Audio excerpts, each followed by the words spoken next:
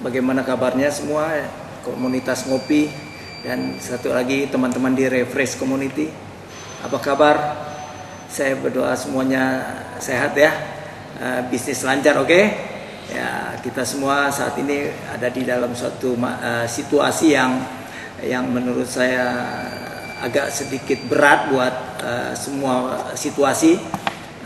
Sudah hampir dua minggu ya kita nggak pernah berjumpa. Nah mungkin dengan siaran ini atau dengan rekaman ini kita bisa kembali berhubungan supaya kita tidak pernah putus persaudaraan kita semua ya. Nah di dalam situasi seperti ini kita tahu bahwa yang kita dengar setiap hari itu selalu bicara tentang kabar-kabar yang nggak baik. Saya mendengar, kita semua sama-sama tahu berita-berita di TV, di WA, semuanya bicara tentang sesuatu yang tidak mendatangkan damai, mengalihkan fokus kita orang yang percaya kepada Kristus, kepada Yesus, malah beralih kepada sesuatu yang berita-berita seperti ini yang saya percaya. Memang ada berita ini, nggak kita bilang nggak ada, memang ada. Dan saya juga tidak bilang bahwa hal-hal seperti ini adalah ringan gitu, enggak. Karena kita tahu banyak teman-teman kita, para hamba Tuhan hari ini juga dipanggil Tuhan karena hal seperti ini. Tapi bukan itu yang saya mau bicarakan. Saya ingin berbagi dengan Anda semua bahwa hal seperti ini, percayalah, ini akan lewat. Kenapa? Karena kita punya pengharapan. Kita masih ada pengharapan. Pengharapan itu di dalam Yesus. Anda dan saya sudah aman di dalam Dia. Itu aja. Nah, permasalahannya ini bukan berarti iman saya lebih besar atau Anda lebih besar dari saya. Tidak seperti itu. Kita mau menghadapi kenyataan hidup ini dan kita memiliki satu kekuatan. Apa itu? Hubungan kita kepada Yesus, kepada Tuhan kita. Nah ini yang saya mau bagikan buat Anda dan saya sebagai saudara di dalam Tuhan. Nah seperti apa ya saya melihat hal-hal seperti ini. Nah saya mau bagi Anda satu ayat aja, satu atau dua ayat ya. Saya coba bacakan ya buat Anda semua. Ayatnya di Roma 10 ayat 16 dan 17 saja. Nah, kita baca ya, saya bacakan ya. Tetapi tidak semua orang telah menerima kabar baik itu.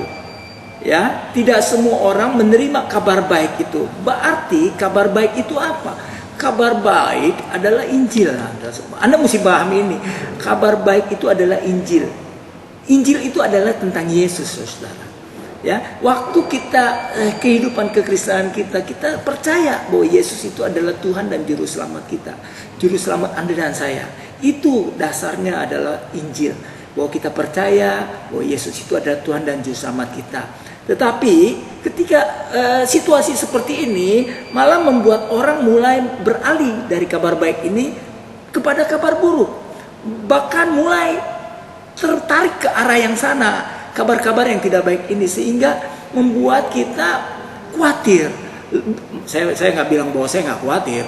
Khawatir itu wajar. Ya takut wajar, saya juga takut, kami semua juga takut.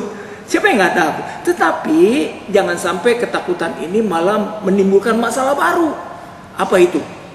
Depresi, apa ya?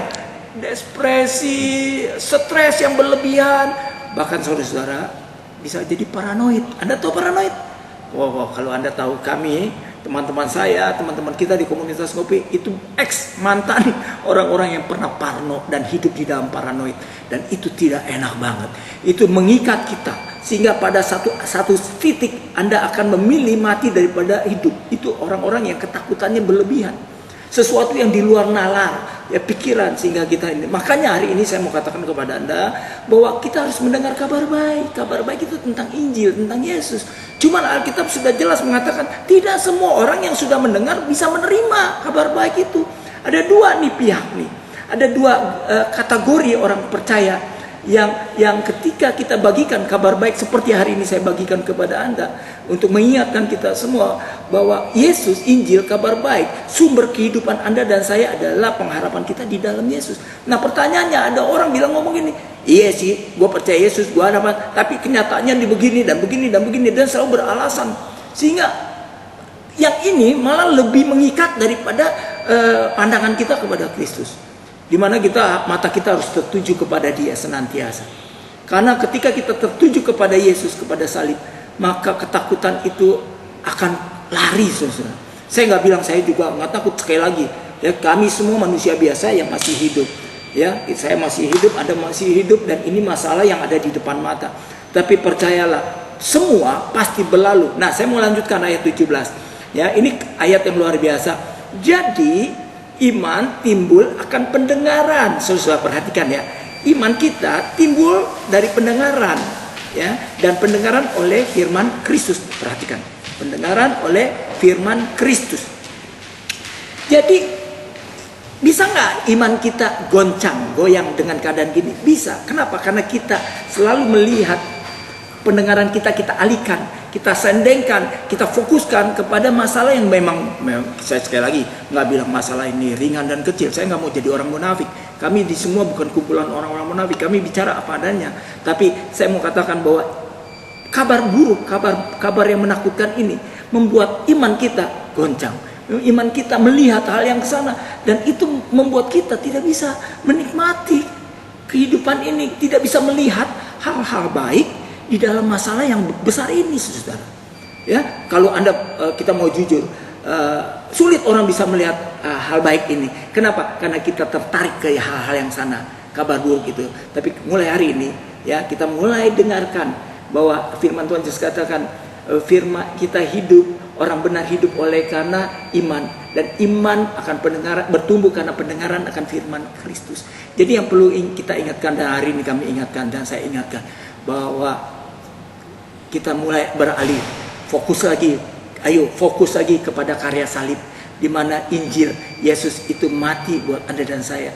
Dia sudah tinggal di dalam Anda dan saya. Dia memberikan Anda hikmat, Dia memberikan Anda pengetahuan, dan Dia bisa ada tuntunan buat kita untuk banyak hal, untuk membuat kita lepas dari masalah hidup yang seperti ini, tekanan-tekanan. Dan tekanan itu bukan berarti membuat kita, percayalah, lewat tekanan hidup, lewat masalah, kita akan melihat hal-hal baik, di mana tangan Tuhan akan menuntun Anda dan saya. Dan saya percaya ini semua. Saya pikir biar ini renungan singkat, memberkati Anda dan saya. Percayalah, kita semua menjadi sahabat Anda, menjadi saudara Anda, berbagi bersama Anda. Kalau kami mengalami sukacita, kita bersama-sama bersukacita. Kalau Anda mengalami sesuatu dan kami ikut merasakannya, saya berdoa buat Anda semua tetap sehat, tetap percaya, dan tetap berpengharapan. Fokus kepada Yesus. Amin.